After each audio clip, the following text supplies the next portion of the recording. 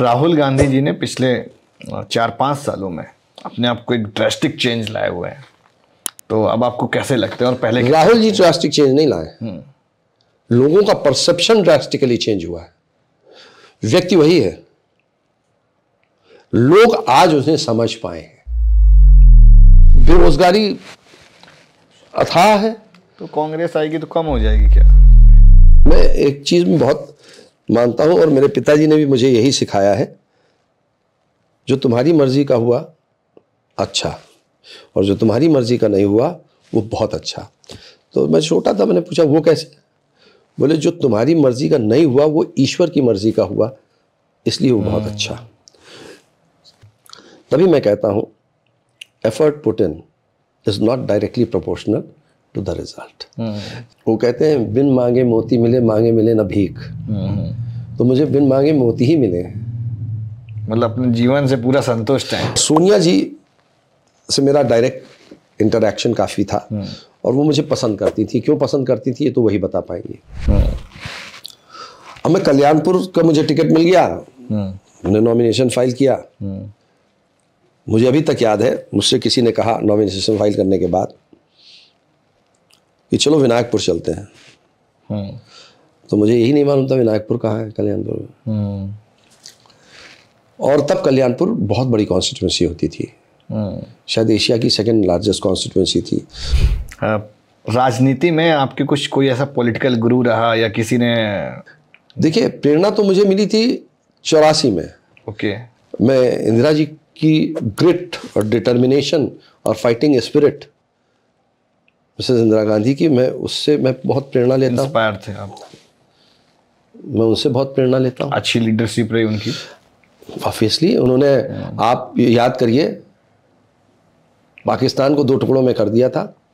75,000 सैनिकों ने आत्मसमर्पण किया था और इंदिरा जी ने बांग्लादेश की उत्पत्ति भारतवर्ष ने कराई थी, जबकि अमेरिका उस समय 7वां बेड़ा, उस समय शायद आप लोगों को तो नहीं जानकारी होगी, 7वां बेड़ा भेजा था धमकाने के लिए भारत को। इंदिरा जी ने निक्सन का फोन नहीं उठाया था, निक्सन से बात करने से मना कर दिया था। विरोधी अभी भी हैं आपके? ऐसा कौन व्यक्ति है जिसका विरोधी ना हो? अब मैं थोड़ा सा गैप इसलिए ले रहा हूं कि मुझे एक प्रॉपर प्लानिंग करनी है। अब मुझे थोड़ा प्लानिंग ये करनी है कि चूंकि साउथ में, यहाँ गोविंद नगर और किदवई नगर में दिक्कतें रहीं, बाकी जगह तो हम बहुत अच्छे मार्जिन से जीते, तो यहीं पर मेहनत ज़्यादा करनी है। तो उसकी एक स्ट्रैटेजी बनानी पड़ेगी, एक प्लानिंग करनी पड़ेगी। उस प्लानिंग में टाइम लगेगा और फिर उसको अंजाम दिया जाएगा। मतलब अभी 29 में फिर से लड़ेंगे क्या चुनाव 29 तक? हाँ। ये सरकार 29 तक चलेगी?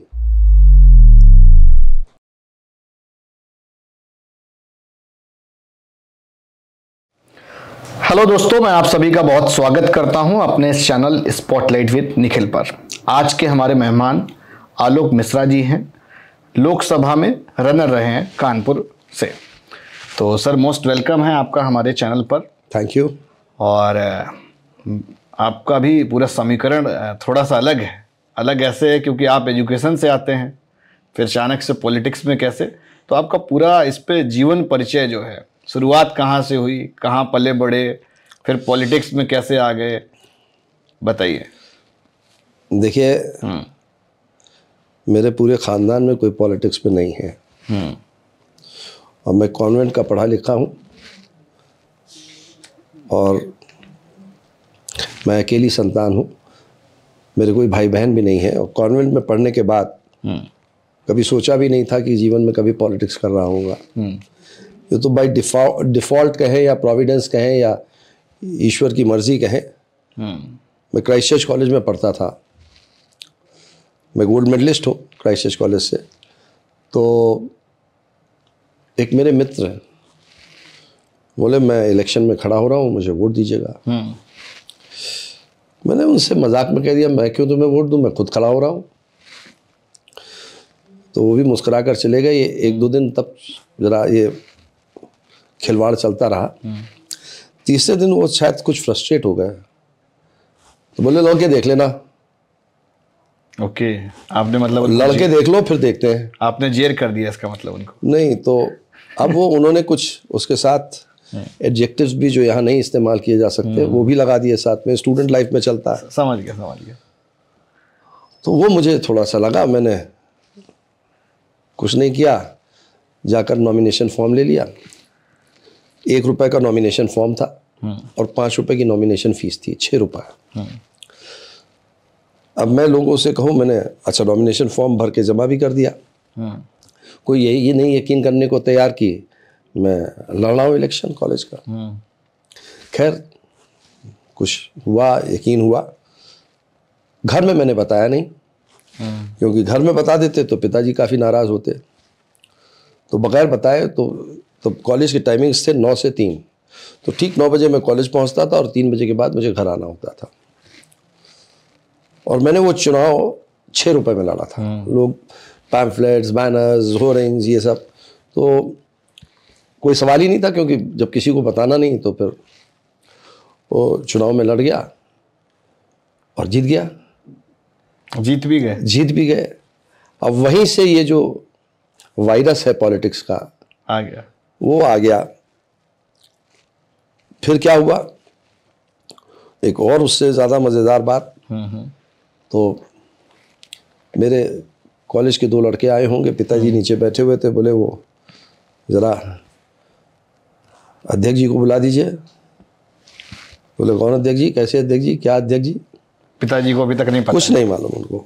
अरे वो मैं जब जीता तो क्राइस्ट चर्च कॉलेज बड़ा चौराहे पे है, तो मुझे लोग माले आले पहनाए और कंधे पे लेके जा रहे थे। दूर से मुझे दिखा मेरी गाड़ी आ रही है, और मैं जल्दी से नीचे उतरा, माला आला फेंका किसी को। तो पिताजी टोटली अनभिज्ञ थे। तो उन्होंने कहा आपको मालूम नहीं? तो बोले क्या मालूम नहीं? बोले वो अभी इलेक्शन हुआ था स्टूडेंट्स यूनियन का, और वो लड़े थे, जीत गए। तो my father got a shock of his life. तो कुछ नहीं बोले। बोले आप सही कह रहे हो? बोले आप अखबार में निकला था, देख लीजिए। तो अखबार में उस समय मैं बात कर रहा हूँ ये 82 की, 1982 की। तो तब हमारे घर में तो इंडियन एक्सप्रेस हम लोग पढ़ते थे, तो सामने दैनिक जागरण किसी के यहाँ आता था, उनसे दैनिक जागरण मंगाया उन्होंने कुछ दिन पहले का, उसमें देखा, देख लिया, कुछ नहीं। मैं उनसे मिला, कोई बात नहीं हुई। तो मैं कॉलेज जाने लगा तो मुझसे बोले कॉलेज जा रहे हो? अभी तुम्हारे यहाँ उस दिन बड़ा भीड़ भाड़ थी, इलेक्शन हो रहे थे। मैंने कहा जी इलेक्शन हो रहे थे। तो तुमने कुछ किसी में इंटरेस्ट नहीं लिया? मैंने कहा जिसको लड़ाया था वो जीत गया। अच्छा, जिसको लड़ाया था वो जीत गया, तो तुम्हारा कोई? हमने हमारा क्या इंटरेस्ट है? उन्होंने अखबार निकाला, मेरे सामने रख दिया। तो मुझसे बोले देखो मुझे इस सब से कोई आपत्ति नहीं है कि जो भी तुमने किया। मुझे दिक्कत इस बात की है, चूंकि मेरे 72% आए थे बीए में, और 72% में हमारे पास जो सब्जेक्ट्स थे वो English language, English literature, economics और पॉलिटिकल साइंस। कोई स्कोरिंग सब्जेक्ट नहीं था जिसमें प्रैक्टिकल हो, म्यूजिक हो, होम साइंस हो, कि आपको गजब के नंबर मिल जाए, आप उससे जो है। समझ गया। तो उन्होंने कहा कि ऐसा ना हो कि तुम बिगड़ जाओ। भाई ये सब तो कोई बहुत अच्छी चीज़ नहीं समझी जाती थी। और 82 में तो मैंने उनको कहा, मैंने कहा आप इस बात से बेफिक्र रहिए, मैं कोशिश करूंगा जितने मेरे नंबर आए हैं इससे कम ना हो, और मेरी पढ़ाई में कोई नुक्स नहीं आएगा। खैर ऊपर वाले की मर्जी भी थी, और मैंने एमए किया। एमए मैंने पॉलिटिकल साइंस से किया, और मेरी पॉलिटिकल साइंस की डिग्री असली है। मेरे जूनियर भी मिल जाएंगे, मेरे सीनियर भी मिल जाएंगे, मैंने जो मेरे साथ पढ़े हैं वो भी मिल जाएंगे आपको। तो मुझे एमए में भी मेरे 72% आ गए। आज तक मेरे नाम से रिकॉर्ड है कानपुर यूनिवर्सिटी में। मैंने जागेर स्वरूप जी का रिकॉर्ड तोड़ा था 66% का, उनके 66% आए थे। तो मैं आज तक स्टूडेंट था, Christ church college minority institution था।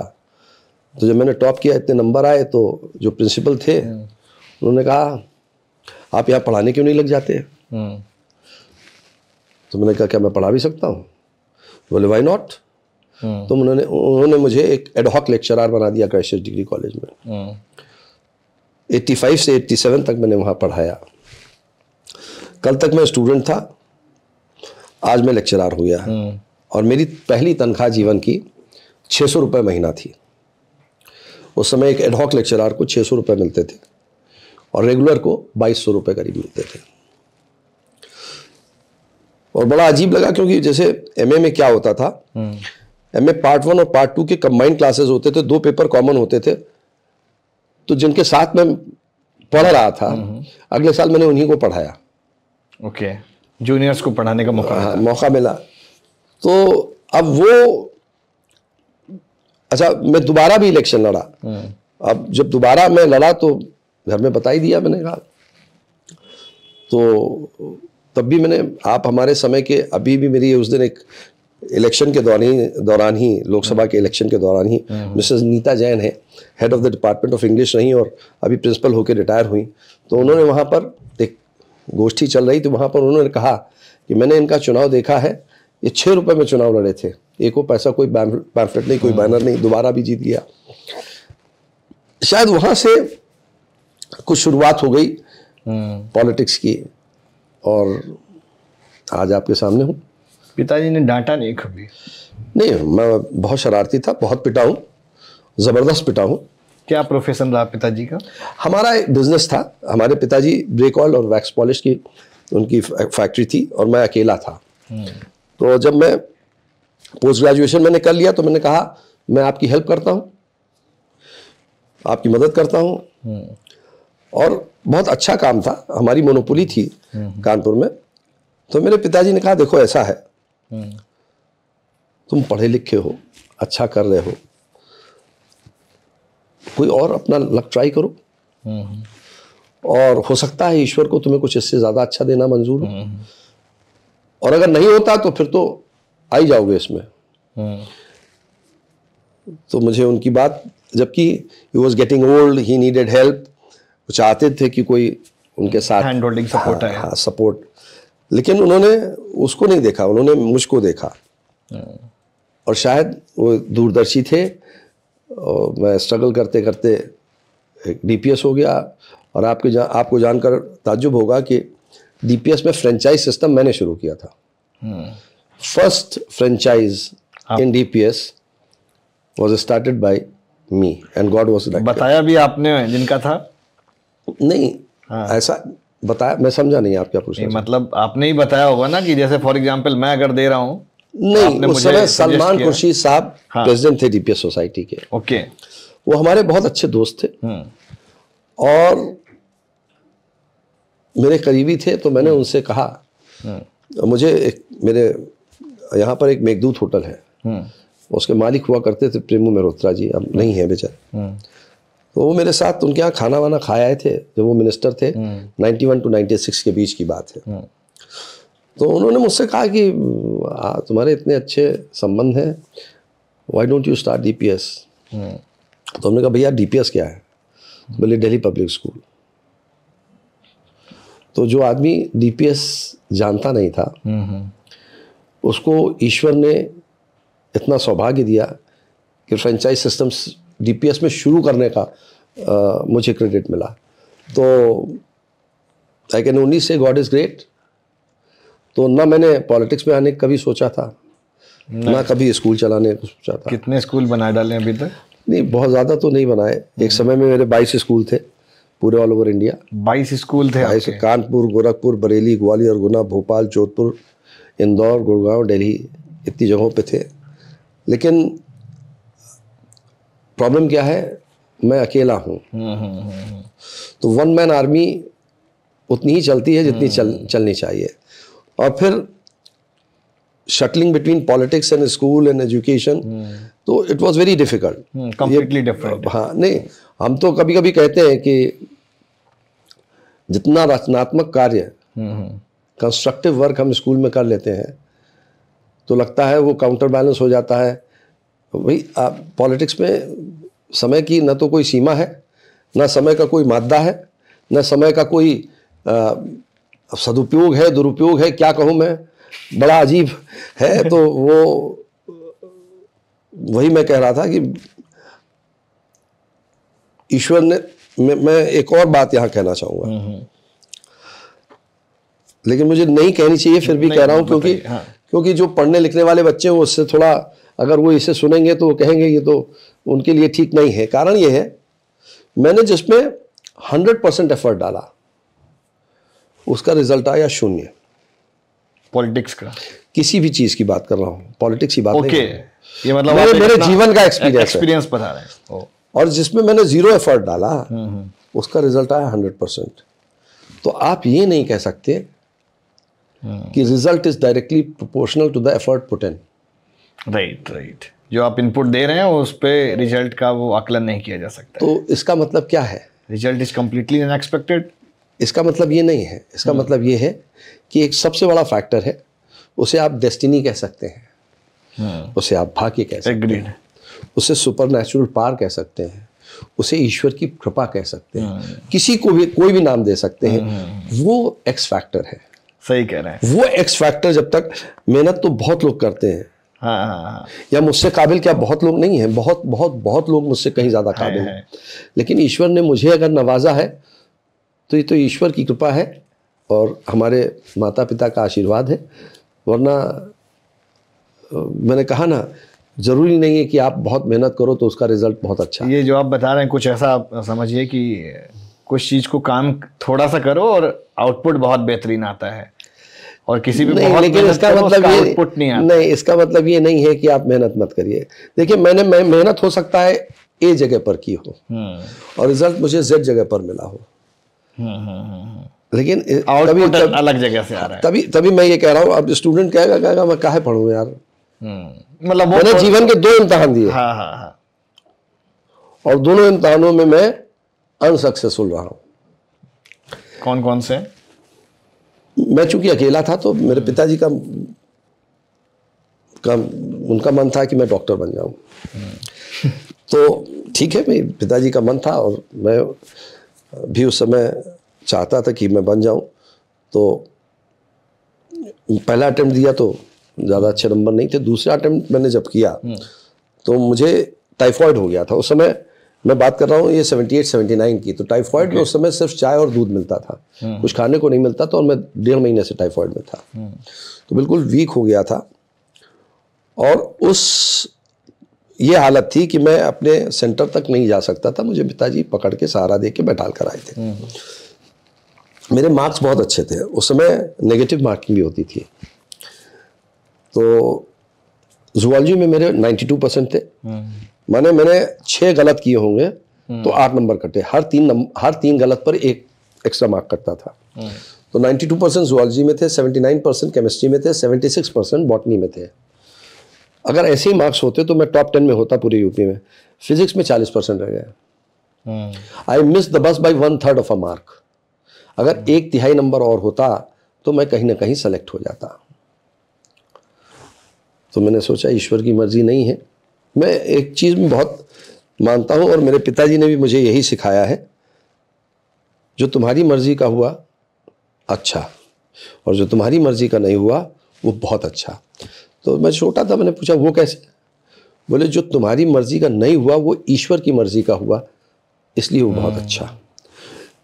तो मैंने फिर साइंस छोड़ दी। मैंने कहा मैं साइंस ही नहीं। और मैंने बीए किया, एमए पॉलिटिकल साइंस से किया। फिर मैंने आईएएस का इम्तिहान दिया। पिताजी बोले अब आईएएस बनना है। मैंने ठीक है, आईएएस बनना है। आईएएस की तैयारी शुरू कर दी। फिल्म क्वालिफाई किया, मेन क्वालिफाई किया, इंटरव्यू तक पहुंचा, नहीं सिलेक्शन हुआ। उसमें भी बड़ी अथाह मेहनत की। कितने साल तक प्रयास किया उसमें? मैंने दो अटेम्प्ट दिए। तो फिर मैंने कहा शायद ये भी मेरे लिए नहीं है। और मैं उस समय, दुर्भाग्य क्या होता था, दुर्भाग्य ये होता था कि डॉक्टर जब मैं CPMT का इम्तिहान दिया मैंने, तो मेरा सिलेक्शन नहीं हुआ। मेरे साथ एक पढ़ता था और मेरे मोहल्ले में ही रहता था, कुछ घर छोड़कर, उसका हो गया। तो मेरे पिताजी बोलते थे क्या उसके सुरखाब के पर लगे हैं? वो हो सकता है तो तुम क्यों नहीं हो सकते?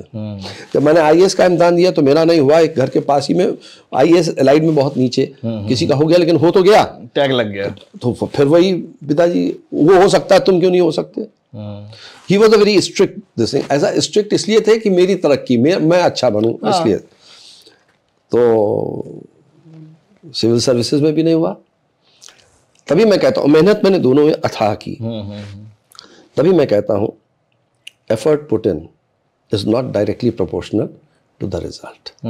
लेकिन मैंने मेहनत वहाँ की थी, और उस समय बड़ा तकलीफ होती थी जब किसी को देखते थे। तो मैं अपने आप को ऐसे समझाता था कि देखो भाई, तुम कानपुर से बैठे ट्रेन में और तुम्हारा डेस्टिनेशन कैलकाटा है, तो जो इलाहाबाद उतर गए उनसे तुम्हें क्यों दिक्कत है भाई? जो मुगल सराय उतर गए उनसे तुम्हें क्यों दिक्कत है? जो पटना उतर गए तुम्हारा, तो हमारा डेस्टिनेशन बाद में आया। सही कह रहे क्योंकि मुझे ये करना था। तो मैं कैसे डॉक्टर बन जाता? तो नहीं तो वहीं उतर गए होते। डॉक्टर नहीं बन सकता था, आईएएस नहीं बन, क्योंकि ईश्वर ने मेरे लिए ये एक रास्ता चुन रखा था। उस समय समझ में नहीं आता। और मैं एक चीज और कहता हूं हर एक से, जो जीवन में सबसे बुरा लगा हो जिस समय, है ये बहुत खराब हुआ, 10 साल आगे आप जब जाते हैं और पलट कर देखते हैं उसे, तो आप यकीन मानिए आपको ज्यादातर ये लगेगा उससे अच्छी चीज नहीं हो सकती थी। वो यू टर्न था एक तरीके का। वो उस समय जो हुआ उससे अच्छा नहीं हो सकता था। उस समय नहीं समझ में आता। सही कह रहे हैं, जब टर्न होके देखो तो पूरा, तो ये लगता है कि अब मैं कहता रहा हूँ मैं डॉक्टर बन जाता तो जो मैं आज कर रहा हूँ उससे अच्छा तो नहीं कर रहा होता ना। या मैं आईएएस हो जाता तो इससे अच्छा तो नहीं कर रहा होता। मैं रिटायर हो जाता, आज कम से कम एक ऐसा है काम कि मेरे बच्चे भी कर रहे हैं, नहीं तो फिर वो नौकरी के लिए धक्के खा रहे होते। तो बड़ी मतलब मेरा जीवन बड़ा उतार चढ़ाव वाला रहा है। उतार चढ़ाव वाला रहा, कोई स्टेबिलिटी नहीं। मतलब, और वो कहते हैं बिन मांगे मोती मिले, मांगे मिले न भीख। तो मुझे बिन मांगे मोती ही मिले। मतलब अपने जीवन से पूरा संतुष्ट है। नहीं, जो ईश्वर करता है, मैं आज भी ये मानता हूं कि जो ईश्वर करता है वो अच्छा करता है। I am firm believer. और ये मेरे माता पिता ने मेरे अंदर, और फिर मैंने एक्सपीरियंस से भी अपने यही महसूस किया कि भाई ऊपर वाले की मर्जी से ही चलना है और ऊपर वाले की लड़ा नहीं जा सकता। अरे नहीं, उन पर डाउट करने का कहाँ की गुंजाइश कहाँ है? क्वेश्चन मार्क नहीं लग सकता बस। लेकिन थोड़ा सा अपने, ऐसा नहीं कि मैं व्यथित नहीं होता, ऐसा नहीं है कि मैं तनाव में नहीं आता हूं, लेकिन द अल्टीमेट विजडम इज जो ऊपर वाला करता है वो आपके अच्छे के लिए करता है। ठीक बात। तो आपका पैतृक जो निवास रहा वो कानपुर ही रहा या कहीं बाहर? मैं कानपुर में ही पैदा हुआ और आज भी उसी घर में रह रहा हूं जहां मैं पैदा हुआ हूं। पिताजी लोगों का भी निवास यहीं रहा है? पिताजी वहीं रहते थे। अच्छा। और पिताजी वैसे हमारी बर्थ के पहले वो एक, आप नहीं जानते होंगे, एक हुलागंज जगह है, वहाँ रहा करते थे।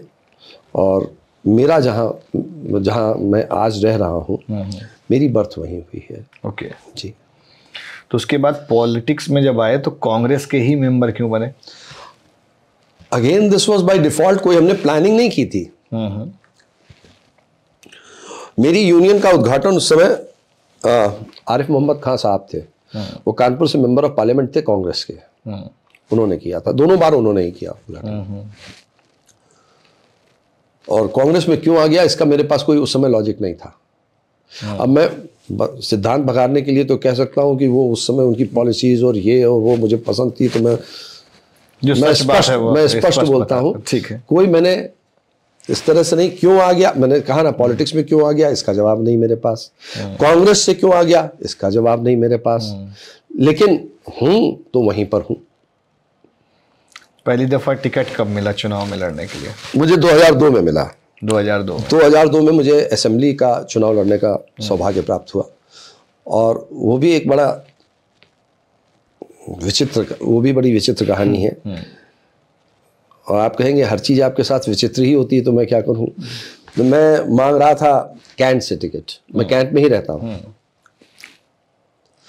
तो यहाँ पर उस समय Shri Prakash ji member of parliament थे और प्रदेश अध्यक्ष थे कांग्रेस के। उनसे मेरी कुछ ना इत्तेफाकी उस समय बहुत ज़्यादा थी। ऑल्दो अब नहीं थी।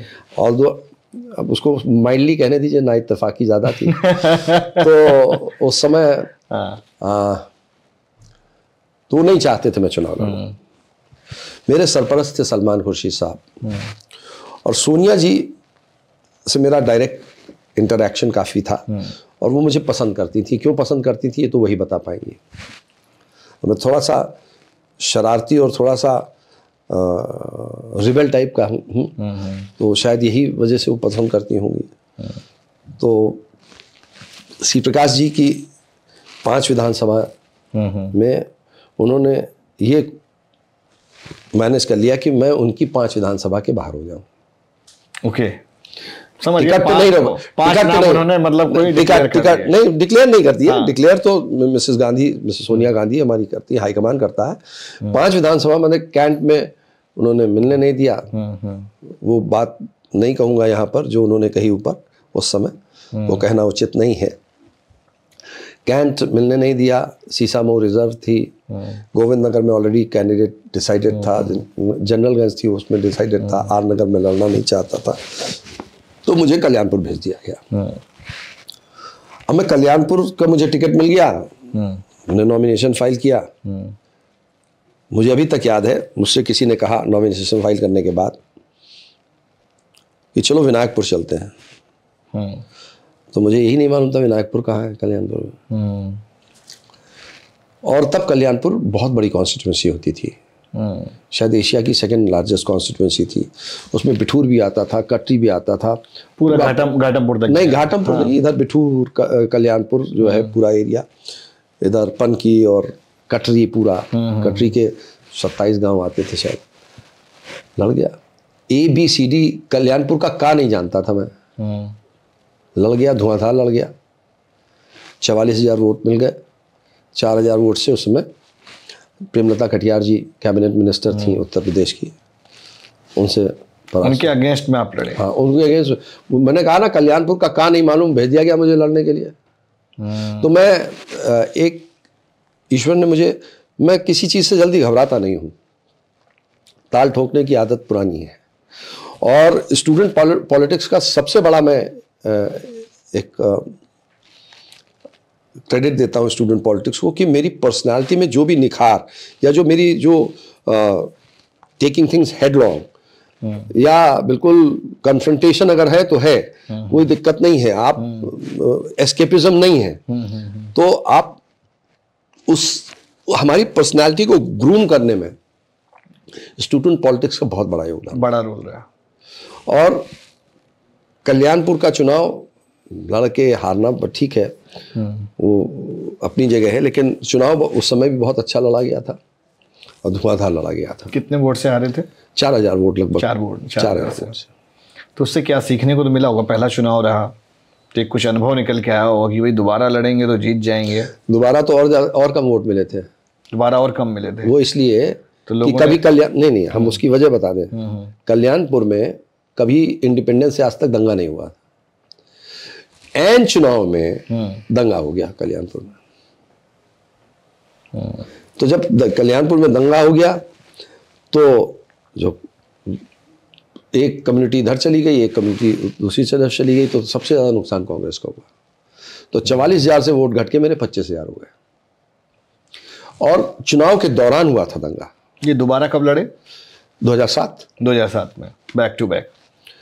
तो ठीक है, उसके बाद मैंने फैसला कर लिया, जैसे मैं ये तय कर लेता हूँ, जैसे मैंने कहा मुझे डॉक्टरी नहीं करनी, खत्म, आर्ट्स छोड़ दी, वो साइंस छोड़ दी। मैंने कहा मुझे असेंबली जीवन में नहीं लड़नी, छोड़ दी। क्योंकि 2002 के बाद जब मुझे कोई नहीं जानता था, मुझे 44,000 वोट मिले, और उसके बाद मैं 5 साल रात को 2-2, 2:30 बजे मैं शादियों में जाता था जब फेरे हो रहे थे, क्योंकि गांव ऐसे दूर, कहीं ईश्वरीगंज है, कहीं कटरी का, चले जा रहे हैं, एक दिन में 15-15, 20-20 शादियां रहते हैं। हाँ।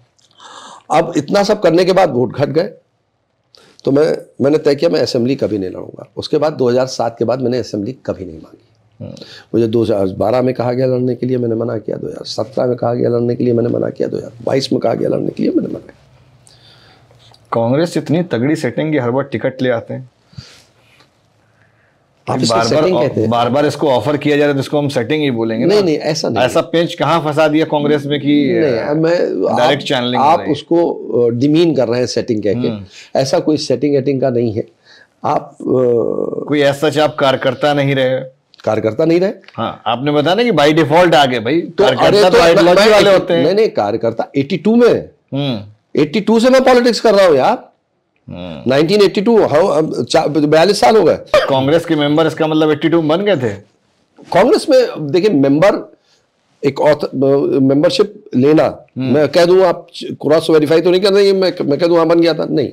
बने नहीं थे? बने नहीं थे, लेकिन हाँ कांग्रेस के फंक्शन में, कांग्रेस के, हमने बताया ना, आरिफ साहब यहाँ पर कांग्रेस से मेंबर ऑफ पार्लियामेंट थे और मिनिस्टर थे, उन्हीं के उससे कांग्रेस में था।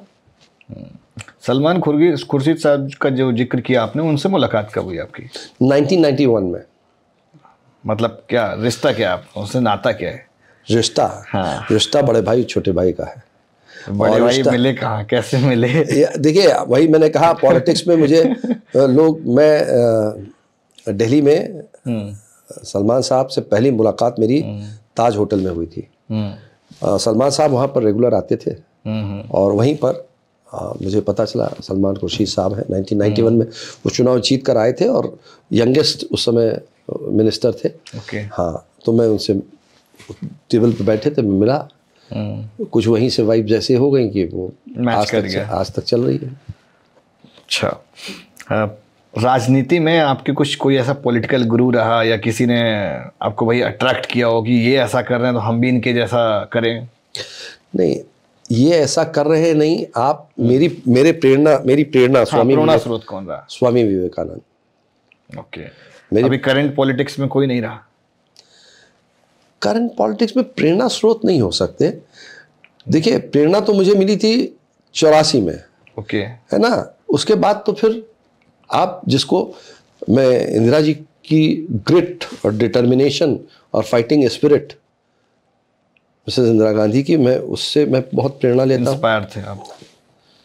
मैं उनसे बहुत प्रेरणा लेता हूँ। अच्छी लीडरशिप रही उनकी ऑब्वियसली। उन्होंने, आप याद करिए, पाकिस्तान को 2 टुकड़ों में कर दिया था, 75,000 सैनिकों ने आत्मसमर्पण किया था। उस समय जनरल मोनेक्शा थे और इंदिरा जी ने बांग्लादेश की उत्पत्ति भारतवर्ष ने कराई थी, जबकि अमेरिका उस समय 7वां बेड़ा, उस समय शायद आप लोगों को तो नहीं जानकारी होगी, 7वां बेड़ा भेजा था धमकाने के लिए भारत को। इंदिरा जी ने निक्सन का फ़ोन नहीं उठाया था, निक्सन से बात करने से मना कर दिया था, राष्ट्रपति निक्सन से। तो और लीडरशिप क्वालिटी बढ़िया रही उनकी। ऑब्वियसली, देश के लिए उन्होंने इतना बड़ा काम किया, तो 71 का वॉर जीता, 1971 का। तो उनमें अपनी एक छवि उनकी जो हमारे अंदर है, मैं उससे हमेशा इंस्पायर होता हूँ। राहुल गांधी जी से फिर कब मुलाकात हुई पहली दफा? राहुल गांधी जी से जब सलमान साहब दोबारा अध्यक्ष बने थे, सलमान खुर्शीद साहब, तो एक चित्रकूट में उन्होंने चिंतन शिविर किया था, उसमें राहुल जी पहली बार आए थे। अच्छा। वहाँ मेरी पहली मुलाकात हुई थी उनसे। तो फिर उनसे ट्यूनिंग बनी या सोनिया गांधी जी से ट्यूनिंग रही आपकी? नहीं, हमारी सोनिया जी से बहुत अच्छा। सोनिया जी मुझे छोटे भाई या बेटे जो भी कहें, उनका बहुत स्नेह मुझे मिला। जो पहला टिकट मिला 2002 में, वो उन्हीं की सरपरस्ती से मिला, उन्हीं की, उन्होंने प्रतिष्ठा, मतलब आप देखिए उस समय जो कल नॉमिनेशन की लास्ट डेट थी और आज शाम को 4:30 बजे जो लिस्ट लगती है, उसमें शायद उस समय 403 कैंडिडेट थे, क्या थे, आखिरी नाम मेरा था जो हैंड रिटन था उनके द्वारा, आखिरी नाम था। बाकी सब पूरी लिस्ट टाइप थी, क्योंकि हमारे टिकट में बहुत कंट्रोवर्सी थी, बहुत उठापटक मारधाड़ बहुत ज्यादा। मतलब लोग आपको आगे नहीं बढ़ना देना चाह रहे थे, जो लोग ऑलरेडी एग्जिस्टिंग पॉलिटिक्स में थे? नहीं, पॉलिटिक्स में कैंप्स होते हैं। हाँ। अब किसी को मैं पसंद नहीं और मुझे कोई पसंद नहीं, तो जो मुझे नहीं पसंद है तो मेरे अगेंस्ट है, ठीक है, वो चलता है, स्वाभाविक है। विरोधी अभी भी हैं आपके? ऐसा कौन व्यक्ति है जिसका विरोधी ना हो? ऐसा कौन सा व्यक्ति है जिसका विरोध ना हो? उनके लिए क्या संदेश देना चाहेंगे? उनके लिए यही, पूरी शिद्दत से विरोध करिए, क्योंकि जब तक आप पूरी शिद्दत से विरोध नहीं करेंगे तब हम पूरी शिद्दत से ताकत से आगे बढ़ेंगे कैसे? ये भी इंस्पायर करता है आपको? ये जिद पैदा करता है। अगर आप कोई पीछे पकड़ के खींच रहा है तो आप में तभी तो जिद आएगी कि अरे, तभी तो आप झटकेंगे उसको और आगे और ताकत से बढ़ेंगे। आपके काम सारे 1-1 आर्मी वाले ही हैं। हम बताया ना, था भी अकेला, न कोई भाई न बहन, तो ईश्वर ने उसी हिसाब से बनाया है। उसी हिसाब से बनाया। फिर मेयर का टिकट में आपकी वाइफ लड़ी, तो वो भी रनर रहे उसमें भी आप? जी, वो भी बड़ा अनोखा किस्सा इस तरह से है, क्योंकि लड़ना मैं चाहता था। ये तीसरा चुनाव आपका जिसमें आप मतलब हारे हुए हैं? उसके बाद एक लोकसभा जो चौथा है। हाँ। ऐसा है वो नहीं तो आप हम पर मत जाइए। हम लेकिन ये मत समझिएगा कि मैं अपने आप को उनसे कंपेयर कर रहा हूं। अब्राहम लिंकन 7 चुनाव लगातार हारे थे, उसके बाद राष्ट्रपति बने। तो इसलिए आप ये मत सोचिए कि ये चुनाव हारने, हमसे बेहतर रिकॉर्ड अब्राहम लिंकन साहब का है अमेरिकी राष्ट्रपति जी का। तो भी प्रेरणा स्रोत हैं आपके। नहीं बिल्कुल है। देखिए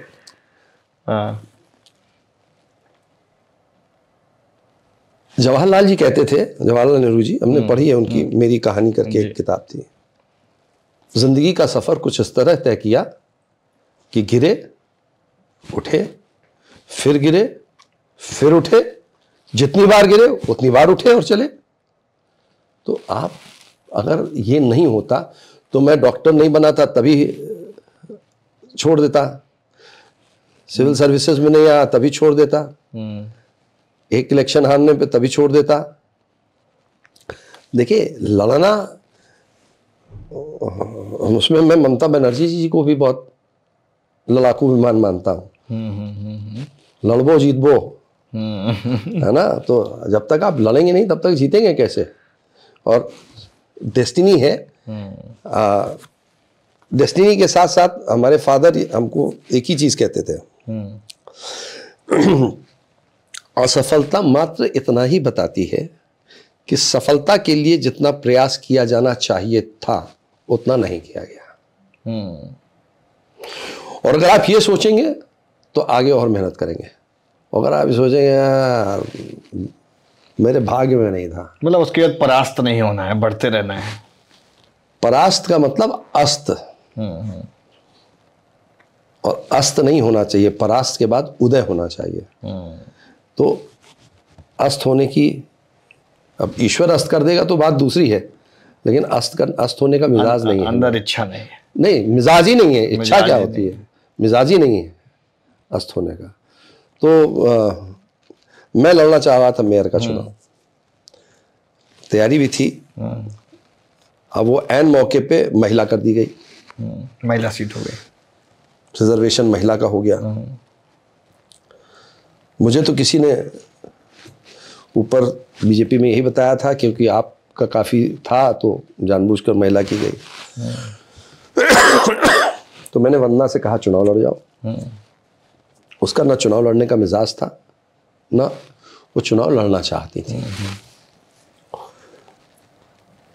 तो काफी अंदर कसल था।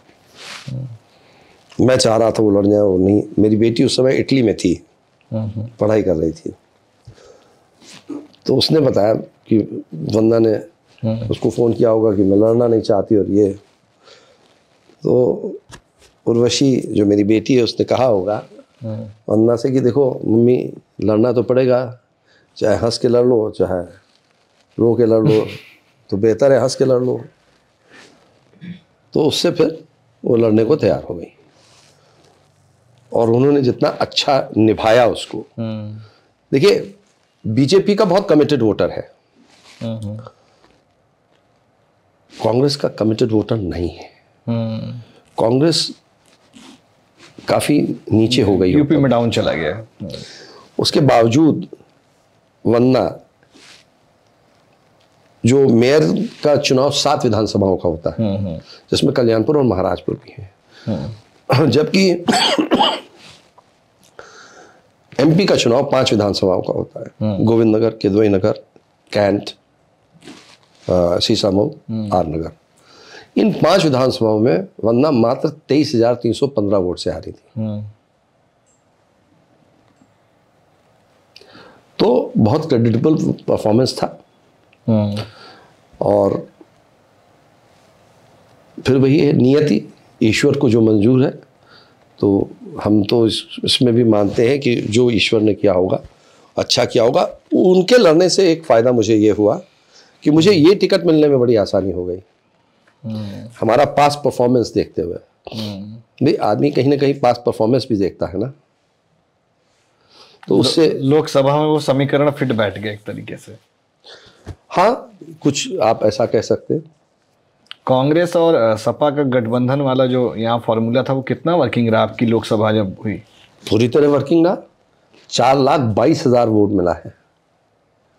4,22,000 वोट, लगभग 20,000 वोट से मैं पीछे रहा। माने आधे लोगों ने तो मुझे अपना मेंबर ऑफ पार्लियामेंट आज भी माना हुआ है ना। आधे लोगों का तो प्यार मुझे मिला ही है ना, आधे लोगों का तो आशीर्वाद मुझे मिला ही है। और अगर मुझे याद नहीं है, शायद 11 राउंड मैं जीता था, 15 राउंड वो जीते, कोई ऐसा फासला नहीं था। मेजर गैप नहीं था, कोई मेजर गैप नहीं था। थोड़ा थोड़ा। अब थोड़ा एक वोट भी कम तो थोड़ा, और 20,000 वोट भी कम तो थोड़ा फर्क तो रहता ही है। तो फिर मैं यही मानता हूँ, ईश्वर ने जो किया अच्छा किया। और मेरा प्रयास, 4 तारीख को चुनाव का परिणाम आया, 5 तारीख से मैं फील्ड में हूँ और मैं उतनी ही मेहनत कर रहा हूँ जितनी मैं चुनाव के दौरान कर रहा था। अभी भी चल रहा है आपका? मेरे रोज लगभग ऑन एन एवरेज 8-9 प्रोग्राम रहते हैं और पूरा दिन मेरा पूरा ऑक्यूपाइड रहता है। अब मैं थोड़ा सा गैप इसलिए ले रहा हूँ कि मुझे एक प्रॉपर प्लानिंग करनी है। देखिए, अभी एक मैसेज ये चला गया कि ठीक है, ये एक्टिव हैं और पूरी तरह से लगे हुए हैं। अब मुझे थोड़ा प्लानिंग ये करनी है कि चूँकि साउथ में, यहाँ गोविंद नगर और किदवई नगर में दिक्कतें रहीं, बाकी जगह तो हम बहुत अच्छे मार्जिन से जीते, तो यहीं पर मेहनत ज़्यादा करनी है। तो उसकी एक स्ट्रैटेजी बनानी पड़ेगी, एक प्लानिंग करनी पड़ेगी। उस प्लानिंग में टाइम लगेगा और फिर उसको अंजाम दिया जाएगा। मतलब अभी 29 में फिर से लड़ेंगे क्या चुनाव? 29 तक? हाँ। ये सरकार 29 तक चलेगी, तो उससे आपका क्या फायदा होगा? पहले चुनाव हो जाएगा। अरे फायदा ही फायदा है, 5 साल वेट नहीं करना पड़ेगा। मान लीजिए 2 साल में चुनाव हो गया तो, मान लीजिए सरकार बदल जाएगी भाई, तो सरकार बदल जाएगी तो और अच्छा। मेंबर ऑफ पार्लियामेंट नहीं बनेंगे ना अभी सर। देखिए, ये सरकार अगर गिरेगी तो जो दूसरी सरकार भी होगी उसकी लंबी उम्र नहीं होगी, चाहे वो कांग्रेस की भी बने, किसी की भी बने, वो खींचातानी रहती है। तो बहुत ज़्यादा लाइफ नहीं है। बल्कि उस दिन मुझसे वहाँ कहा गया, प्रदेश कांग्रेस कमेटी में मुअज्जिज़ लोगों ने कहा मुझसे कि आप असेंबली का चुनाव लड़ जाइए। तो मैंने कहा मैं तो असेंबली नहीं लड़ूंगा, मैंने तो पहले लड़ा ना, मैं अब लड़ूंगा। तो जब मुझे ज़्यादा इंसिस्ट लोगों ने किया तो वहाँ पर दानिश अली जी बैठे हुए थे, एक्स MP हैं। उन्होंने कहा भाई आप इनसे कह रहे हो कि असेंबली लड़ जाओ, पहले देखो असेंबली पहले होता है कि पार्लियामेंट पहले होता है, ये तो देख लो। तो यू नेवर नो, मतलब maximum time is 2029, but things can happen before that as well. तो देखिए क्या होता। ठीक बात। एज्यूम करिए कि 29 में आप इलेक्शन लड़ते हैं और आप जीत जाते हैं, ठीक है, तो अब क्या क्या काम आपने सोच के रखे हुए हैं?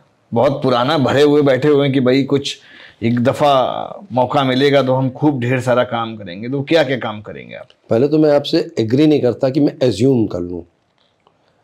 मैं एज्यूम क्यों करूँ? मैं जीतूंगा ही, पहली चीज़। मैं एग्री हो गया इस बात से, अब बताइए। देखिए ऐसा है,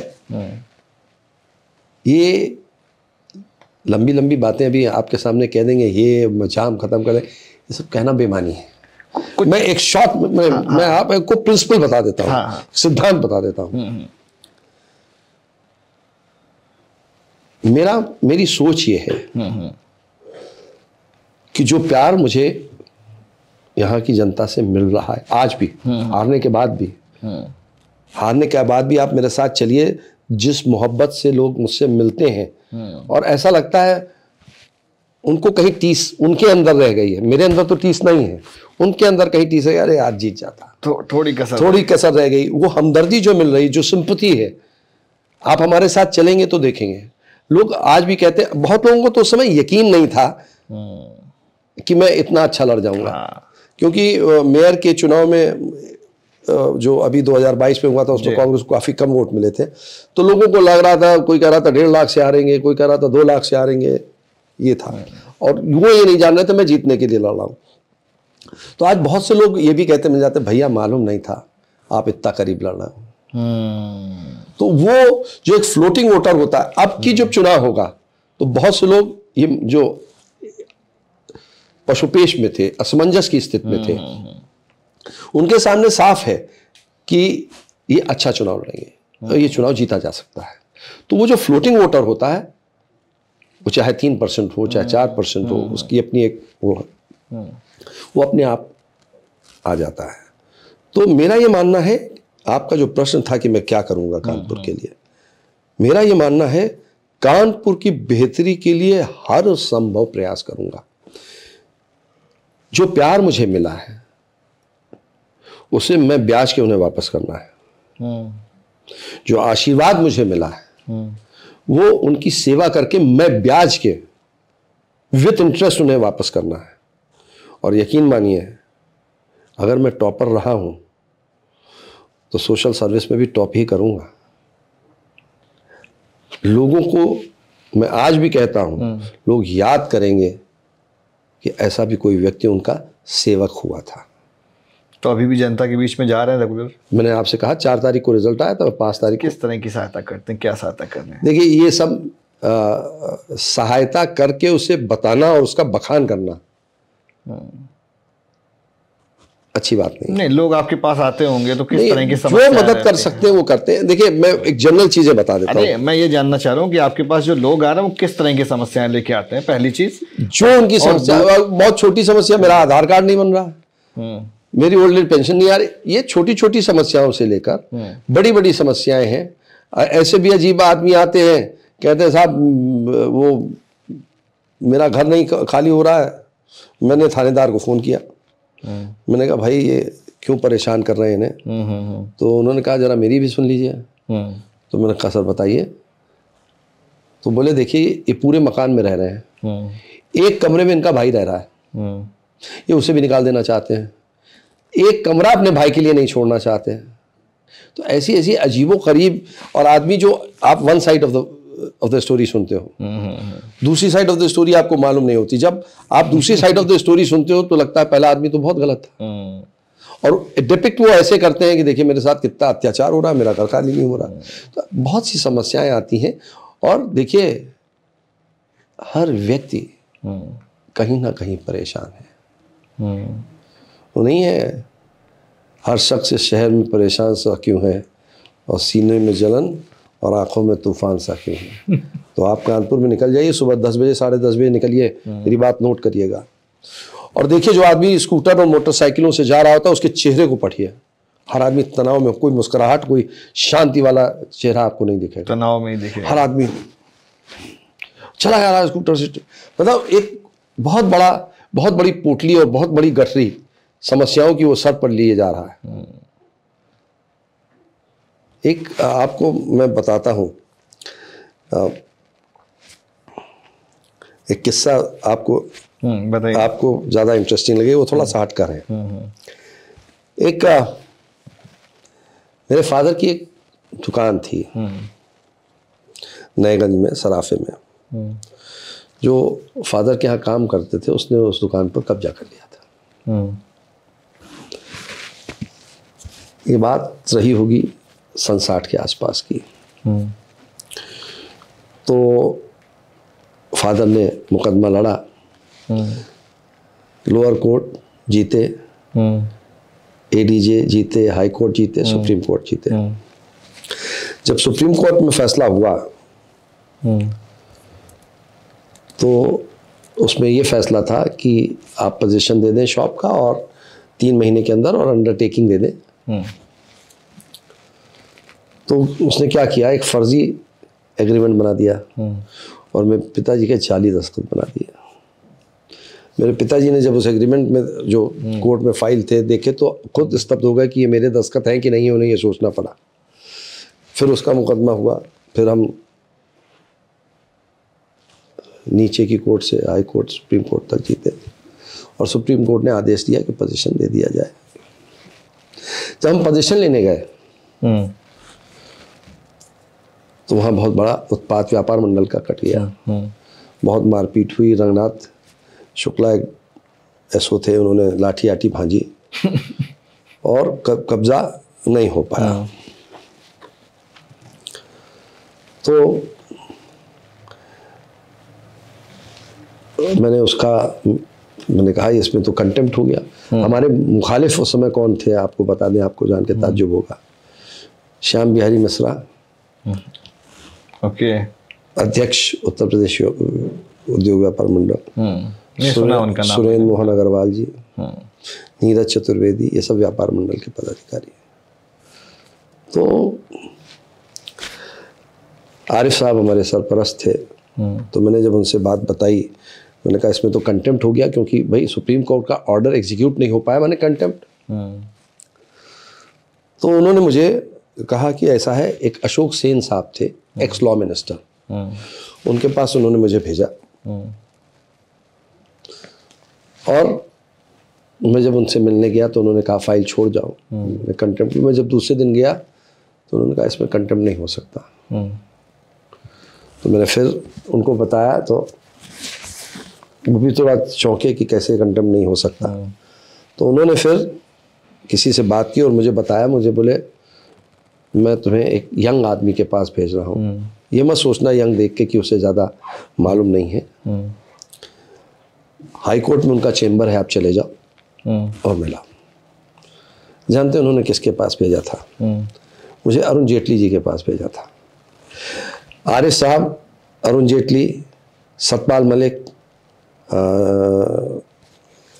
शरद यादव, ये सब अपनी अपनी, आरिफ साहब अलीगढ़ मुस्लिम यूनिवर्सिटी के थे प्रेसिडेंट, डीयू के प्रेसिडेंट थे ये अपने जेटली साहब, सतपाल मलिक मेरठ यूनिवर्सिटी के थे प्रेसिडेंट, शरद यादव भोपाल के थे शायद प्रेसिडेंट। ये सब इमरजेंसी में साथ बंद हुए थे, तो इनकी काफ़ी दोस्ती थी। तो उन्होंने अरुण जेटली जी बोले हमसे कि अपनी फाइल छोड़ जाओ, कल बताएंगे। फाइल में छोड़ के गया। मैं दूसरे दिन फिर उनसे मिलने गया तो उन्होंने कहा कंटेम्प्ट नहीं हो सकता। मैं सर कैसे नहीं हो सकता कंटेम्प्ट? मतलब सुप्रीम कोर्ट का ऑर्डर एग्जीक्यूट नहीं हुआ है। तो उन्होंने कहा नहीं हो सकता। तो मैंने कहा सर ऐसा है, मैं कल सुप्रीम कोर्ट के चीफ जस्टिस जी की कोर्ट में जाऊंगा और कहूँगा साहब ये आपका न्याय है, चिल्ला चिल्ला कर कि बताइए आपका ऑर्डर 2-2 बार होता है और हमें पोजीशन नहीं मिलता, अगर ये कंटेम्प्ट नहीं तो फिर क्या कंटेम्प्ट? तो उन्होंने कहा ऐसा कर सकते हो। तो मुझे लगा वो चने के झाड़ पे मुझे चढ़ा रहे हैं। तो मैंने कहा मैं स्टूडेंट पॉलिटिक्स से निकल कर आया हूँ, कल करूँगा, परसों अखबार में पढ़ लीजिएगा। हमने कहा और कुछ नहीं होगा, बंद कर दिया जाऊँगा, डंडे पड़ेंगे, लेकिन हाईलाइट तो होगा केस, कुछ तो उसका सोल्यूशन निकलेगा। बोले नहीं नहीं मैं किसी और वजह से पूछ रहा हूँ। मैंने कहा नहीं मैं करूँगा। तो बोले फिर ये क्यों करना चाहते हो? तो तुम क्यों नहीं खुद अपना केस करते हो? तो मैंने कहा मुझे मालूम नहीं था, मैं इतना अनभिज्ञ था। मैंने कहा मैं कैसे केस लड़ सकता हूँ? तो बोले आप वकील क्यों करते हो? आप वकील इसलिए करते हो क्योंकि वो आपको रिप्रेजेंट करता है और आपको लॉ की नॉलेज नहीं है। तो मैंने कहा मैं कर सकता हूँ। बोले बिल्कुल कर सकते हो। तो that is known as petitioner in person. Right. तो मैंने कहा फिर तो बहुत अच्छी बात है। मैंने अपना केस प्रिपेयर किया और मैंने सुप्रीम कोर्ट में जब डाला तो जज ने कहा where is the contempt in this. तो मैंने ईश्वर से यही प्रार्थना की थी कि बहुत ट्रॉफी और मेडल आपने डिबेट में मुझे दिए हैं, आज उसका फाइनल टेस्ट है। तो मैंने फिर अपनी दलील दी। मैंने कहा मिलॉर्ड, मेरे फादर ने इस केस की परवरिश, मैं अकेला लड़का हूँ, उसके बावजूद इस केस की परवरिश मुझसे बेहतर की है। मुझे खाने को शायद नहीं मिला होगा, वकील की फ़ीस दी है। और 2-2 बार सुप्रीम कोर्ट तक आने के बाद, और साहब अगर हम वहाँ नहीं होते तो शायद हम दोनों नहीं जिंदा होते। आई डोंट नो, ये सन 88 की बात है, तो शायद जज साहब मेरी कुछ शक्ल और कुछ दलील से प्रभावित हो गए होंगे। उन्होंने नोटिस इश्यू कर दिया। अच्छा, ये केस इसलिए मेरे लिए इम्पॉर्टेंट है क्योंकि मेरे फादर की इज्जत की बात थी। मेरे फादर के साथ अन्याय हुआ था और मुझे अपने फादर का वो ऋण, एक तरीके से ऋण था जो मुझे अदा करना था। जब फाइनल हियरिंग हुई तो उन्होंने सोली सोराब जी को, जो अटॉर्नी जनरल रहे हैं, उनको वकील कर लिया। उनके साथ पूरी फौज थी। तो और फाइनल जजमेंट उस समय चीफ जस्टिस थे डॉक्टर रंगनाथ मिश्रा, डॉक्टर नहीं रंगनाथ मिश्रा जी थे, तो उनके अदालत में था। तो फिर बहस हुई, तो सोली सोराब जी ने जो भी कहा, तो मैंने कहा साहब फिर मैंने अपनी तरह से दलील दी, यहाँ दलील बताना उचित नहीं है। तो वो समझ गए पूरी बात, और अखबारों में खूब छपा था, उसकी कटिंग्स थी, सब उन्होंने देखा था। तो सोली सोराब जी से उन्होंने पूछा, are you going to hand over the position of the disputed shop? तो जो भी उन्होंने कहा, फिर उन्होंने दोबारा पूछा, फिर कुछ कहा, तिबारा उन्होंने कहा, are you going to hand over the position of this shop or should I send you to jail? Tell me immediately. उन्होंने कहा पोजीशन गिवन। तो मेरी तरफ मुखातिब हुए, बोले कौन सा थाना लगता है? तो मैंने बताया, वो ऑर्डर लिखा रहे थे। हमने कहा साहब वो थानेदार सस्पेंड हो गया, वो खुद उसके जान के लाले पड़ गए। तो उन्होंने कहा व्हाट डू यू वांट? हमने कहा साहब डिस्ट्रिक्ट मैजिस्ट्रेट साहब को ऑर्डर करिए। तो उन्होंने ऑर्डर किया था, मुझे आज भी याद है वो, the district magistrate is hereby ordered to get the position of the disputed shop to the petitioner within 14 days and report compliance. And the district magistrate is hereby ordered that he would be responsible for the security of the petitioner and his family. पूरी व्यवस्था करके उन्होंने दे दिया। तो वो जो पिताजी के साथ सन 60 में अन्याय हुआ था, वो सन 88 में रिजॉल्व हुआ, और वो मेरे पिताजी की इज्जत की लड़ाई थी जो लड़ी गई, पिताजी के हक की लड़ाई थी जो लड़ी गई, सही और गलत की लड़ाई थी जो लड़ी गई, और लड़ी गई और जीती गई। क्रेडिट जरूर मुझे मिला, लेकिन उसमें पिताजी का ही ज़्यादा योगदान था, क्योंकि पूरे तो केस उन्होंने ही लड़े थे। आखिरी बैटल, वो कहते ना, अगर 17वीं चोट में पत्थर टूटे तो 16 चोटें बेकार नहीं गई, क्रेडिट 17वीं चोट को मिलता है। तो क्रेडिट जरूर मुझे मिल गया, और वो मेरे जीवन का बहुत बड़ा एक इंसिडेंट ऐसा है जो मैं मानता हूं कि किसी के साथ अन्याय अगर हो रहा हो तो उसके लिए लड़ना ज़रूरी है, और पिताजी के लिए तो बनता है फिर तो लड़ना। हाँ, और लड़के, वही तो मैंने कहा, लड़बो और जीतबो, ये ज़रूरी है। अब हम वापस से पॉलिटिक्स में आएंगे। और राहुल गांधी जी ने पिछले 4-5 सालों में अपने आप को एक ड्रास्टिक चेंज लाए हुए हैं, तो अब आपको कैसे लगते हैं? और पहले राहुल जी ड्रास्टिक चेंज नहीं लाए, लोगों का परसेप्शन ड्रास्टिकली चेंज हुआ है। व्यक्ति वही है, लोग आज उन्हें समझ पाए हैं, या वो समझा पाए लोगों को? नहीं, मैं आपसे एग्री नहीं करता। पर्सनालिटी वो वैसे ही ऑनेस्ट थे, वैसे ही फोर्थराइट थे जैसे आज हैं, वैसे ही ईमानदार थे जैसे आज हैं। लोग आज समझ पाए। क्यों?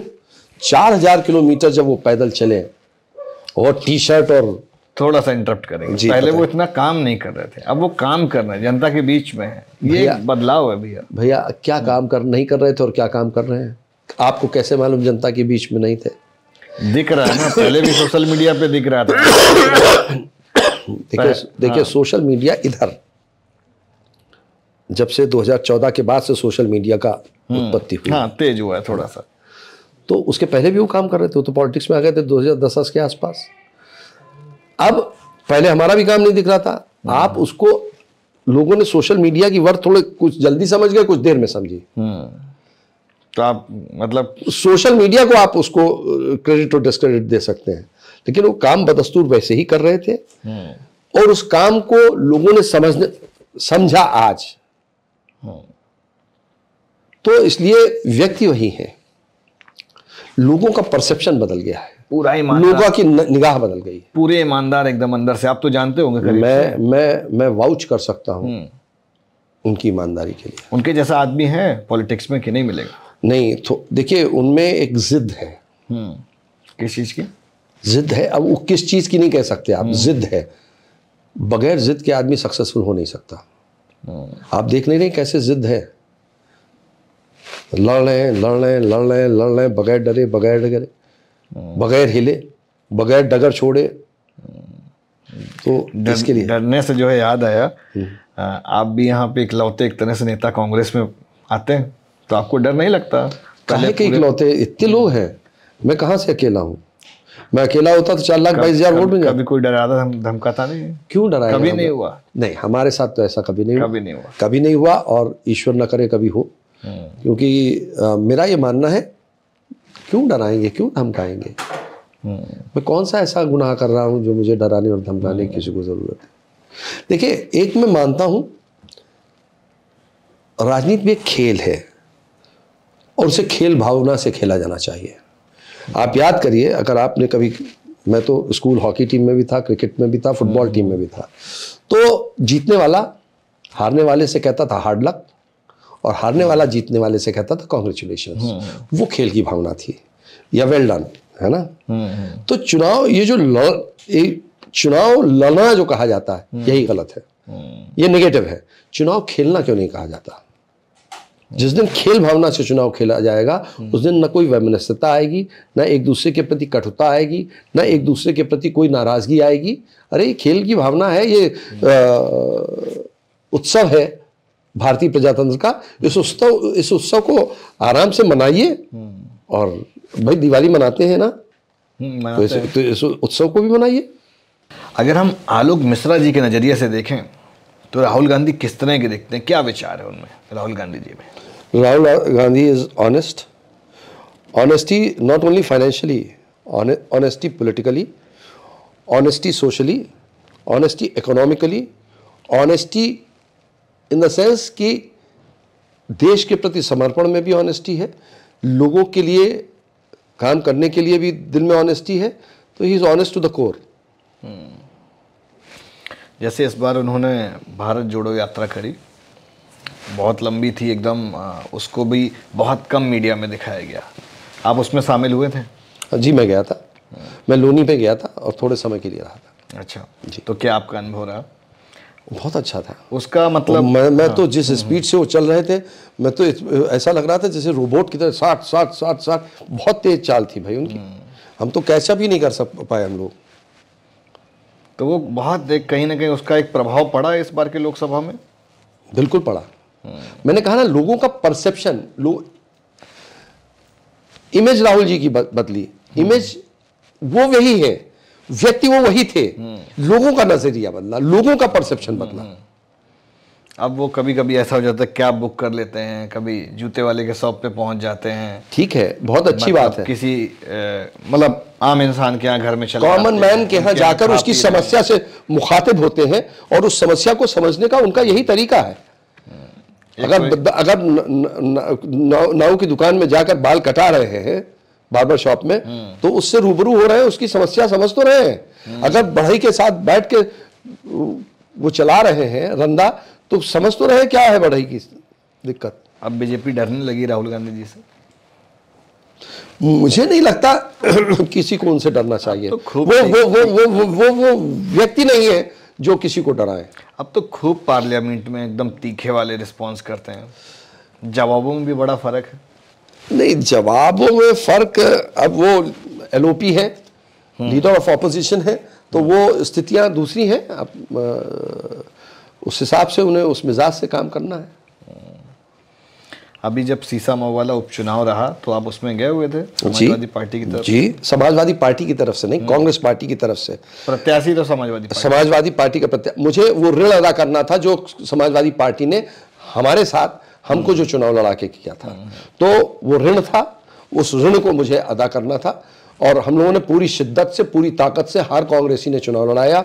आपको यकीन करिए, समाजवादी पार्टी के वर्कर डर गए थे, छुप गए थे, बस्ता नहीं लगा रहे थे। अगर कांग्रेस के वर्कर्स ने बस्ता न लगाया होता और कांग्रेस पार्टी के जांबाज सिपाही न निकले होते, तो ये सीसामऊ का चुनाव जीतना बड़ा मुश्किल हो जाता। अभी भी कांग्रेस का उतना ही ग्रिप है लोगों में जो आप वर्कर्स की बात कर रहे हैं? अब तो बड़े रेयर दिखते हैं, पहले झंडा खूब दिखा करता था। देखिए, आदमी रूलिंग पार्टी का झंडा ज़्यादा दिखता है। जब उत्तर प्रदेश में मायावती जी की सरकार होती तो नीले झंडे देखने लगते हैं गाड़ियों में लगे हर जगह। तो ये तो लोगों का आपके लोकसभा में एक दफ़ा एक वीडियो वायरल हुआ था, अमिताभ वाजपेयी जी नहीं आए थे नामांकन करते समय, तो फिर आपने फ़ोन किया, आओ, क्यों नहीं आओगे? तो क्या मामला क्या था, वो जानना चाह रहे हैं हम। मामला कुछ नहीं था, वो शायद कहीं और चले गए थे और उनका वर्जन था कि वो राजा रामपाल जी के उसमें चले गए थे, उनका भी नॉमिनेशन था शायद उस दिन। अच्छा। हाँ, तो ठीक है, वो आ गए, ख़त्म हो गई बात। अच्छा, कोई बात नहीं रही। तो वो एक्चुअली मीडिया में बहुत चल रहा था, इसलिए मैंने आपसे पूछा। देखिए, मीडिया को तो चाट की आदत है, और उसमें जब तक नमक मिर्च नींबू, जब तक खटास मिठास नहीं होगी तब तक कैसे मज़ा आएगा। जैसे बहुत सारे लोग कांग्रेस छोड़ के अब भाजपा में जा रहे हैं, तो उससे कांग्रेस तो कहीं ना कहीं कमज़ोर हो रही होगी। आपको लगा 4,22,000 वोट इतिहास में, कानपुर के इतिहास में कभी कांग्रेस को नहीं मिला, जो 2024 के चुनाव में मिला। देखिए, लोग जाते हैं, जो डर गया वो चला गया, जो अपना स्वार्थ सिद्ध करने गया वो चला गया, जो पार्टी के प्रति वफादार है वो रह गया। आपका एक जो है नारा बड़ा वायरल रहा, जनता त्रस्त है राजा मस्त है। नहीं, जनता तो त्रस्त है ही है। आज महंगाई किस कदर है आप देखिए ना, आपको नहीं लगता महंगाई बहुत गजब की है? खूब है। बेरोजगारी अथाह है। तो कांग्रेस आएगी तो कम हो जाएगी क्या? देखिए, आपने कहा ना कि कांग्रेस आएगी तो क्या बेरोजगारी और महंगाई खत्म कर देगी। मैं मनमोहन सिंह जी का जब 1991 में फाइनेंस मिनिस्टर बनाए गए थे, तो उन्होंने नरसिम्हा राव जी को बताया कि 15 दिन से ज़्यादा फॉरेन रिजर्व नहीं है। मनमोहन सिंह जी ने इकोनॉमी को वापस किस तरह से पटरी पे लाए, तो क्रेडिट मनमोहन सिंह जी की।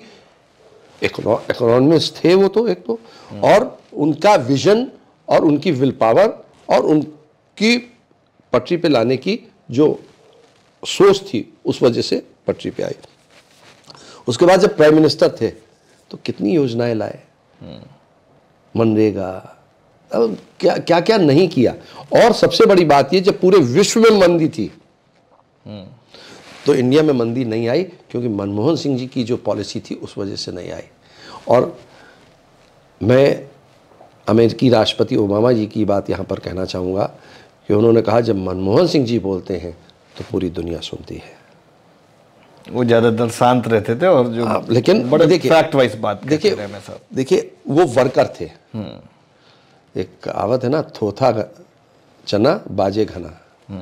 तो वो स्टेबल थे, गहरे थे, इकोनॉमिस्ट थे, उनका विजन था, तो अच्छा हुआ।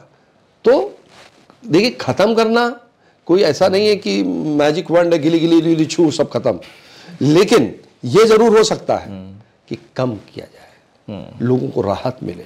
ठीक बात, ये तो किया ही जा सकता है ना।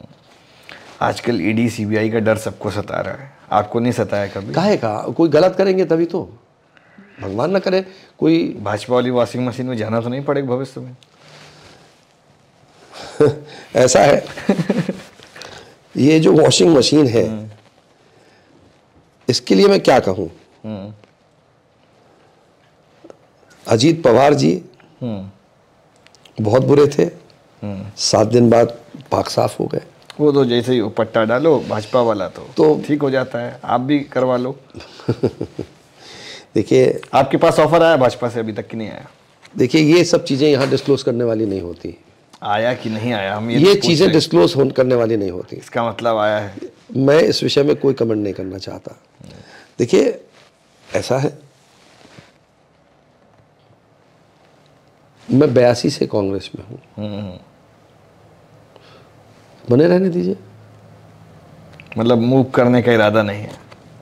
किस लिए मूव करूँगा? सब लोग डर के मारे ज्वाइन कर रहे हैं, इसलिए आपसे पूछ रहे हैं। देखिए, कुछ लोग डर के मारे ज्वाइन कर रहे हैं, कुछ लोग लालच के मारे ज्वाइन कर रहे हैं, कुछ लोगों को कुछ आगे दिख रहा है। आपको नहीं दिख रहा है? मुझे तो ये दिख रहा है कि मेरे पास 4,22,000 वोट की मेरी जेब में है इस समय, मेरी किटी में है। जेब में कहना गलत है, मेरी किटी में है, तो उस 4,22 को 5 तक बढ़ाना आसान हो जाएगा। आज के टाइम पे जो पॉलिटिक्स है वो सोशल मीडिया में कितना परसेंट है, मतलब सोशल मीडिया कितना प्रभाव डालता है? भाई बहुत, देखिए, अब मैं आपको बताऊं, मैं दिन भर 7-8-10 प्रोग्राम, मैं सुबह से निकलता हूं, प्रोग्राम करता हूं, सोशल मीडिया से ही लोगों को जानकारी रहती है। वो कहते हैं आज भी वो एक्टिव है, आज भी दौड़ रहे हैं। मैं तो कहीं कोई प्रचार कर नहीं रहा हूं। तो सोशल मीडिया, जो चौथा स्तंभ प्रेस कहा जाता था, आज मुझे लगता है सोशल मीडिया चौथा और 5वां दोनों स्तंभ हो गया है, उससे आगे निकल गया। हाँ, आज सोशल मीडिया प्रेस के पैरेलल चल रहा है। जैसे पॉलिटिक्स में मैंने बहुत सारे लोगों की और भी पूरा जीवन परिचय समझा है, बातचीत करी, जैसे आपसे कर रहे हैं, तो सबके पास में एक बड़ी स्ट्रांग टीम होती है बैकएंड में, मित्र होते हैं, यार दोस्त होते हैं, इस तरह से रहती है। आपके पास कोई ऐसी टीम है?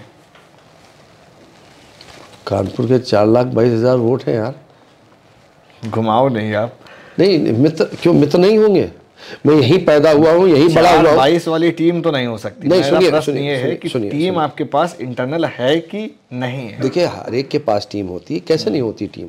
है आपके पास? हर एक के पास होती है। मैं यहीं पैदा हुआ हूँ, यहीं बड़ा हुआ हूँ। सन 82 में पहला चुनाव लड़ा था छात्र संघ का, तब से चुनाव लड़ रहा हूँ, तब से राजनीति देख रहा हूँ, कर रहा हूँ, सोच रहा हूँ। मतलब मैं तो, आप ये कहिए मैं पॉलिटिक्स सोचता हूँ, देखता हूँ, चलता हूँ, फिरता हूँ, ये पॉलिटिक्स ही है। और बीए में भी मेरा एक सब्जेक्ट पॉलिटिकल साइंस था, और एमए में तो मैंने पॉलिटिकल साइंस से पोस्ट ग्रेजुएशन किया ही है। अब हाँ और ना में जवाब दीजिएगा। योगी जी का डर सताता है आपको, बुलडोजर वाला? देखिए, हाँ या ना? देखिए, मैं इस विषय में इसलिए नहीं थोड़ा सा इलेबोरेट करना चाहूँ। काहे का बुलडोजर, काहे का, क्यों, किस लिए? नहीं आप अगर सही दिशा में चल रहे हैं तो क्यों? आप सही काम कर रहे हैं तो क्यों? योगी जी हमारे सम्मानित मुख्यमंत्री हैं, वो भी कोई उम्मीद है कि वो कभी, और संत हैं, तो वो क्यों किसी को बेजा परेशान करेंगे? वाह, हाँ, सीधी बात है। डिप्लोमेटिक बात कर नहीं, अरे इसमें डिप्लोमेटिक क्या है? आप बताइए। मठ के वो हैं, मैं नहीं जानता, वो शायद सबसे बड़े हैं वहाँ के। गेरुआ वस्त्र पहनते हैं। गेरुआ वस्त्र वैसे भी शांति का प्रतीक है। गेरुआ वस्त्र प्रतीक है कि सात्विक भावनाओं का प्रतीक है, संत का प्रतीक है। तो संत और सात्विक भावना वाला व्यक्ति ऐसा क्यों करेगा? ब्राह्मण होने का आपको फायदा मिलता है राजनीति में? किस तरह से? ब्राह्मण अगर नहीं होते तो मुझे लग रहा है डर सता रहा होता। जो लोग ब्राह्मण है शहर के अंदर, वो खुल के अपोज कर रहे हैं, जो नहीं है वो डरे तो घूम रहे हैं। नहीं नहीं नहीं नहीं, हाँ। ऐसा कोई जाति, देखिए, डर जाति का द्योतक नहीं है, और डर जाति से बंधा नहीं है, या डर जाति से गवर्न नहीं है। नहीं, आप सुनिए ना, अगर जात की बात करेंगे तो हम किस अकॉर्डिंग कह रहे हैं वो आप पहले समझिए भाई। अगर कुछ ब्राह्मणों के लिए करेंगे तो समीकरण भाजपा का बिगड़ जाएगा, इसलिए नहीं कर रही है। नहीं नहीं नहीं, ऐसा कुछ नहीं है। ये ऐसा बिल्कुल नहीं है। नहीं, ऐसा नहीं, ये गलत है, ये बिल्कुल गलत है। ये मैं इससे किसी तरह से इत्तेफाक नहीं रखता। योगी जी, मैंने कहा ना भाई, एक मुख्यमंत्री, दूसरे संत, तीसरे गेरुआ वस्त्र, चौथे एक मठ के जो भी टॉप के व्यक्ति हैं वो हैं, तो क्यों ऐसा करेंगे? मुझे नहीं समझ में आता। मैं आपकी बात से डिफर करता हूँ। बहुत सारे मकान गिरा दिए गए, तो उनमें कुछ कमियां नहीं होंगी। नहीं, कमियां थी, पता चला गिराने दूसरे के बाजू वाला भी गिर गया। अब मेरी संज्ञान में तो ऐसा नहीं है कि गिराने ए का गए थे बी का गया, ये तो मैंने नहीं सुना। जायज सी बात है, अगर कोई भी बगल वाला मकान गिरेगा, अगर एक दूसरे से कनेक्टेड है तो नहीं भैया, वो गिराने का उनका तरीका ऐसे तो फिर पहले वाला गिरा तो दूसरा गिर गया तो फिर तीसरा भी गिर गया। पूरा नहीं गिरा, फिर भी दिक्कत तो आई जाती मकान में। ये मुझे नहीं लगता कि इसका अब आप पूरा कंप्लीट बचना चाह रहे हैं। अभी बुलडोजर में आपको नहीं पता है? अभी बुलडोजर चला, एक वीडियो वायरल हो रहा है। कहाँ? यही कानपुर में। अभी हफ्ते भर पहले का वीडियो है, नसीम जी गई हुई थी वो वाला वीडियो। अच्छा, वो नहीं, मैंने वीडियो तो नहीं देखा, लेकिन उसकी फोटो जरूर देखी थी और उसके विषय में पढ़ा जरूर था। मुझे नहीं मालूम, मैं उस चीज पर टिप्पणी नहीं करना चाहता कि जिसको मैंने अच्छी तरह से समझाना हो, इसलिए लेकिन मैं ये जरूर कहूंगा, मैं रिक्वेस्ट करूंगा, मैं विनती करूंगा, मैं गुजारिश करूंगा, मैं प्रार्थना करूंगा कि जो गरीब लोग हैं, आज वैसे भी इतनी सर्दी है, गरीब लोग हैं, तो उनको जब तक कोई वैकल्पिक व्यवस्था न हो जाए, इस ठंड में उन्हें बेघर करने से अगर बचा जा सकता है तो ज़्यादा अच्छा है। मैं ये ज़रूर कहूँगा। एक जगह पर अभी एक रेलवे के प्लेटफॉर्म में वो लोग सो रहे थे और उन पर ठंडा पानी डाल दिया, तो उस पर रेलवे मिनिस्ट्री ने भी ऑब्जेक्शन किया है कि ये मत करो भाई, इतनी ठंड में आप उन्हें भगाना चाहते हो तो ठंडा पानी के अलावा भी तरीके हैं यार भगाने के। तो देखिए, कुछ लोग अति उत्साह में कुछ कर देते हैं, वो अति उत्साह से बचना चाहिए। मतलब जैसे सरकार चल रही है आपके अकॉर्डिंग संतुष्ट एकदम बढ़िया चल रही नहीं, है? बिल्कुल नहीं, मैं कतई संतुष्ट नहीं हूँ। कौन सी चीज़ों संतुष्ट नहीं है? हाँ, किसी चीज़ से संतुष्ट नहीं हूँ, किसी भी चीज़ से? किसी भी चीज़ से संतुष्ट नहीं हूँ कंप्लीटली, मतलब हाँ 10 आउट ऑफ 10 अगर आप देंगे तो नील बटा भाई। सन्नाट? भाई देखिए, हम ऑपोजिशन में हैं, हाँ। हमारा दायित्व है, हमारी रिस्पॉन्सिबिलिटी है, हमारी भाई डेमोक्रेसी क्यों है, प्रजातंत्र क्या है? एक रूलिंग पार्टी है और एक ऑपोजिशन पार्टी है। ऑपोजिशन पार्टी का दायित्व क्या है कि भाई जो जनता के मेन कि हित की बातें हैं उनको उजागर करें, हाँ उनको रखा जाए, उनको रखा जाए। तो ठीक है, हम ऑपोजिशन पार्टी में हैं, हमारा काम है अपोज करना, तो हम अपोज प्रयास करते रहेंगे। बिल्कुल करते रहेंगे। ठीक है सर, आपसे काफ़ी देर तक बातचीत हुई और इसी के साथ हम इस पॉडकास्ट को देंगे विराम। और उम्मीद करता हूँ यार दर्शकों तक सर का जो एक व्यवहार है, आचरण है, मतलब किस तरह के हैं, कैसी मानसिकता है, बहुत सारी learnings, real life lesson share किए हैं आपने, तो उम्मीद करता हूँ सबको पसंद आए होंगे। तो अगर पसंद आए हैं तो ज़रूर कमेंट मैं करके एक बात ज़रूर कहूँगा, शायद एरिस्टोटल है, उन्होंने कहा था, if good people are not ready to enter into politics then they should be ready to be governed by bad people. मैं विनती करूंगा इस आपके पॉडकास्ट के माध्यम से जी कि अच्छे लोग राजनीति में दिलचस्पी लें, राजनीति को समझें और राजनीति में एक सक्रिय भूमिका निभाएं, तभी देश की राजनीति साफ सुथरी होगी, तभी क्लीन होगी, तभी देश की राजनीति। नहीं तो ऐसे आपको यार वहाँ तो बड़े गलत लोग हैं, आप आओगे नहीं अच्छे लोग, तो फिर गलत लोग अगर है तो फिर आप गलत तरीके से चलेंगे, नहीं तो फिर आपको कंप्लेंट करने का अधिकार नहीं है। तो मैं रिक्वेस्ट ये करता हूँ कि जो भी लोग हैं, अच्छे से अच्छे लोग हैं, वो पॉलिटिक्स में आए और इस पॉलिटिक्स में हिस्सा लें, अपनी सक्रिय भूमिका एक देश के अच्छे और जिम्मेदार नागरिक की तरह निभाएं, जिससे देश तरक्की करे, आगे बढ़े। जो लोग आपसे जुड़ना चाह रहे होंगे तो वो कैसे जुड़ सकते हैं आपसे? डायरेक्टली संपर्क? बिल्कुल, हम फ़ोन नंबर अपना बता देते हैं। लोग एक इलेक्शन हार जाते हैं, अपना नंबर बदल लेते हैं। मैं तो 2005 से जो मेरा नंबर है वही आज भी है, 9336114201। ये मेरा नंबर है। जब भी आदमी कहे, उस समय फ़ोन नहीं उठेगा तो कॉल बैक जरूर जाएगा। कोई भी व्यक्ति ये नहीं कह सकता कि मैंने रिस्पांस नहीं दिया। तो आपने अपना मिलने का कार्यालय कहाँ बना रखा? मैं सड़क पे हूँ, जो जहाँ मिलना चाहता मैं वहाँ मिल लेता हूँ। अरे लोग आपसे अगर मिलना चाहिए उनको कैसे पता चलेगा उनको सड़क पे? मैं तिलखाल में मिलता हूँ। अरे फ़ोन करते हैं, मैं मान लीजिए किदवई नगर में हूँ, कोई किदवई नगर का बंदा मिलना चाह रहा है, भैया कहाँ हो? यहाँ पर है, आप बताओ कहाँ हो, आ जाओ, या मैं बताऊँ मैं आ जाता हूँ। इससे सरल और सुलभ सेवा जल्दी मिलेगी नहीं। समझ गए। हाँ, एक फोन पर एक व्यक्ति आपको उपलब्ध है और दिन रात उपलब्ध है। मैं कानपुर का वो सेवक हूं जिससे जब जो चाहे, जैसी चाहे का मतलब ऑब्वियसली कानून के जेन्युइन कानून के दायरे के अंतर्गत जो सेवा लेना चाहे, मैं उस सेवा के लिए हमेशा तत्पर हूं। ठीक है सर, धन्यवाद।